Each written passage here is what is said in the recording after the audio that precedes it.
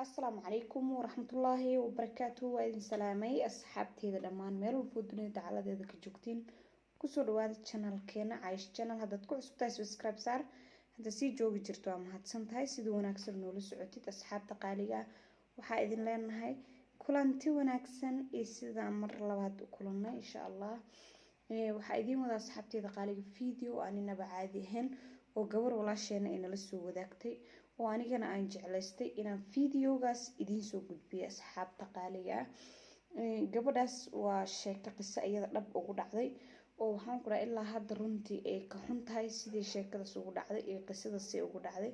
ee aad iyo aad ugu xun tahay ee dhibaatadaas ku dhacday dhahda qof kale oo walaalkeyga mar rabay dhahday inay ku dhacdo sheekadan aniga igu dhacday marabay dhahday inuu ku dhaco qof kale oo walaalkeyga ah markaas waxay tiri Caaisho waxaa rabaa inaa iga gudbisid si ay dadka kale ugu waana qaataan markaas xabtida qaaliga waxay dhahday gabadhi waxa ahaay tiri aniga Caaisho gabar waxay dhahday inta badan aroosyada jecel aroosyada aado aroosyada u baxdo aroosyada soo dadka inta badan baashaalka jecel iska soo baashaasho iska soo waxaan ku dhahay habeenkii iska baxdo aroos meeshu ka jira xalfad meesha ka jirta ee ka maqashaba waxaan ku dhahay iska aadeeheed oo ninkeeda iyo caruurta guriga uga tagi jirtay inta badan waxayna dhihi jirtay idinka sii jooga hay baxaaji waa sii baxa ama iyadoo joogin suu yimaadaba waaga leh ugu bari ayaan ku dhahay iyadoo joogin suu yimaada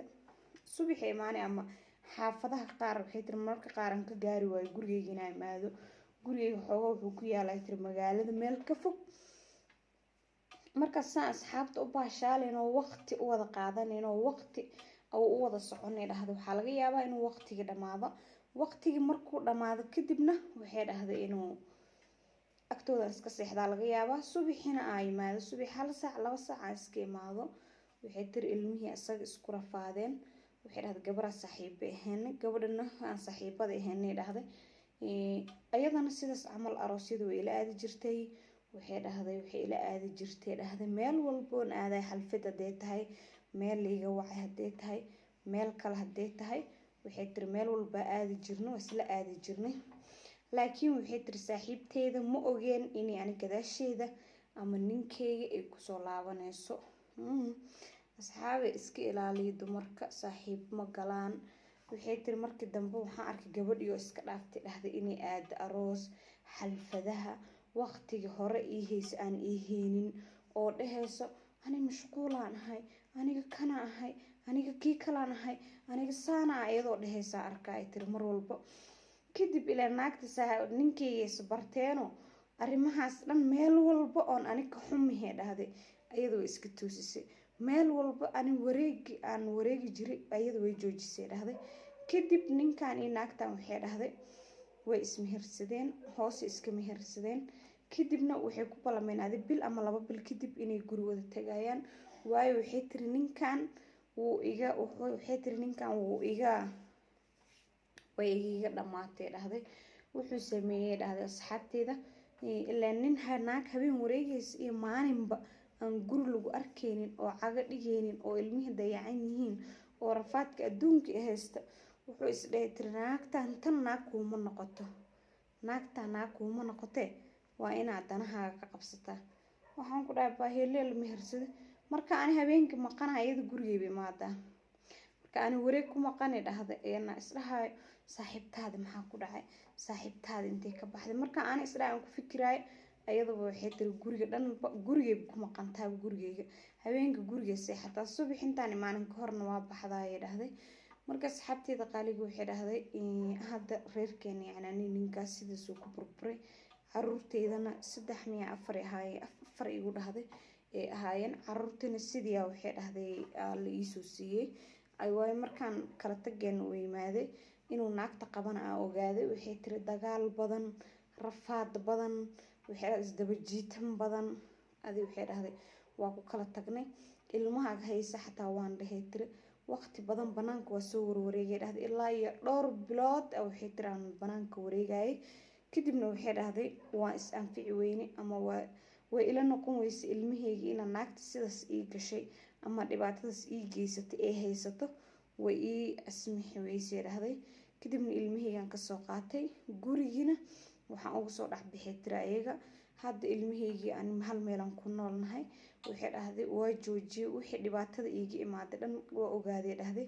qaladkaygana waa ogaaday dhahday. waana joojiyay dhahday qaladaadka badan aan sameynayo. waayo qaladkaas haddaanan sameyn lahayn dhahday laygama faa'iideysan lahayn,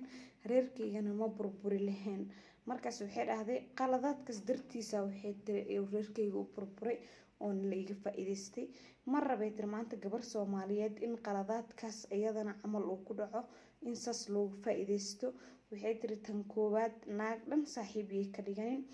banaanka ha ka maraana. horta sideedaba saaxiibta ma aqaano mar walba waa la caayaa saaxiibta dumarka, waayo dhibaatooyin badan ay leeyihiin asxaabteeda qaaliga ah. ma fiicina inaad qof dumar ah saaxiib la noqotid, noloshaada dhan aa ugu sheekaysid, runtii ma fiicna. waa wax aad iyo aad u xun. waxaan ku dhahay yacni horumarkaaga ma ka talinaysa xaasinimo iyo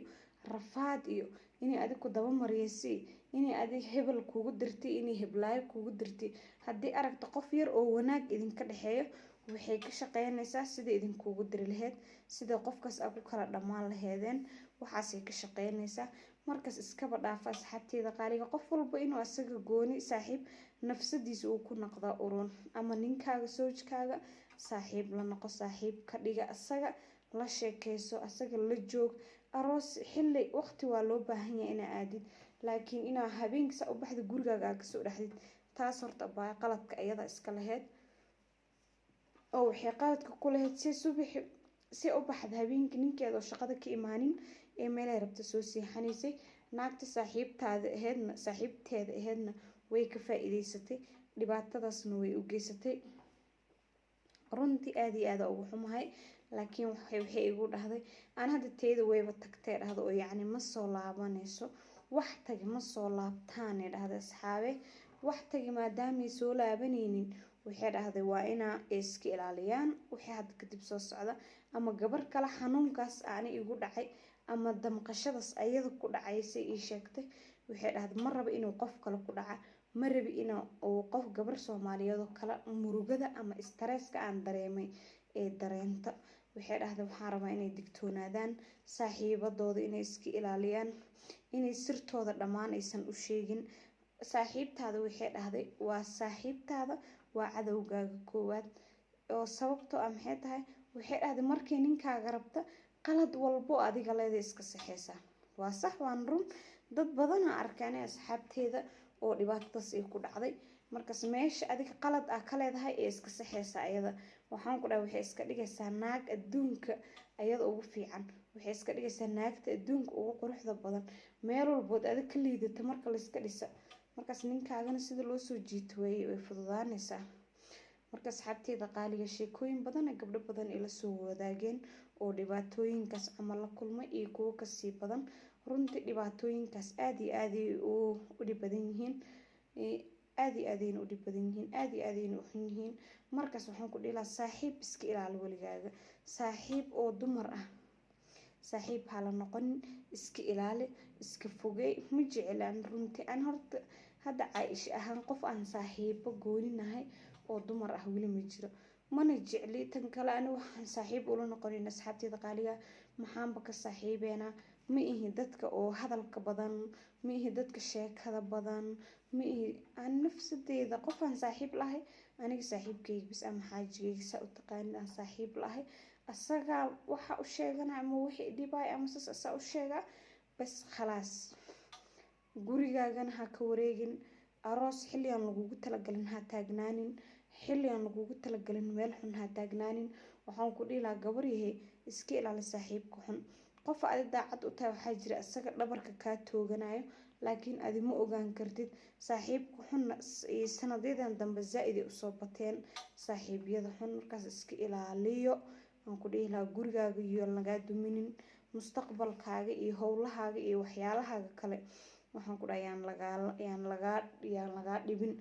iyo qof oo saaxiib kula ah oo xaasid kugu ah ka waran, oo sirtiisaadan ogaanaynin ee gurigaaga kuu dabamaryeynaya, ee ninkaagi dabamaryeynaya oo dhibaato ku sameynaya. hadda waxay tiri caruurteeda iska korsadaa, ninkaas waa kala dhammaanay, magaaladu dhinac ka degan yahay naagtii oo qabaayay tiri anigana magaaladan dhinac ka deganahay ilmahaygan iska heystaa nin kalena ma guursan mana rabay tiri nin kale inaan guursado waayo kanba anaa dayacay nolosheedana inay saa noqoto aniga sabab u ahaa ayay dhahday asxaabteeda waxaan rabaa tiri waxaan idin soo fiideogan idinkugu soo gudbinayo ee iyadana iigu soo sheegtay ee tiri Caaisho asxaabtaada u gudbi inay idinku dhiirigelisa dadka sidaas sameeya ama aroosyada aada ama reerkooda dayaca ama gurigooda dayaca inay iska ilaaliyaan dhibaatada asxaabteeda qaaliga waxaan idin leeyahay waqtiga idin macnaa oo hadin wacnaada wixii aad ka qabtid commentiga hoos waa iigu soo qori kartaa haddii aad leedahay waa okay haddii ay wareegtana haddii aad leedahay sheekadaas way ku macdahay haddii aad leedahay laakiin iyada just wax walba ood soo dhahdid way soo dhaaftay waxay dhahday nolosheeda haddii burburto waxay dad dhahayaan meel uma istaagay dhahday nolosha burburtina anaa sabab way dhahday gurigeyga inuu saas noqdo marka asxaabteeda qaaliga ah commenti like share garay fiidiyowga si asxaabtaada ay kale u daawadaan dad noocaas laga yaabaa jiraan sida iskaga ilaalin lahaayeen dhibaatadaas soo gaartay ama soo wajahday waxaa idin leeyahay bye bye asxaabtan aan jeclahay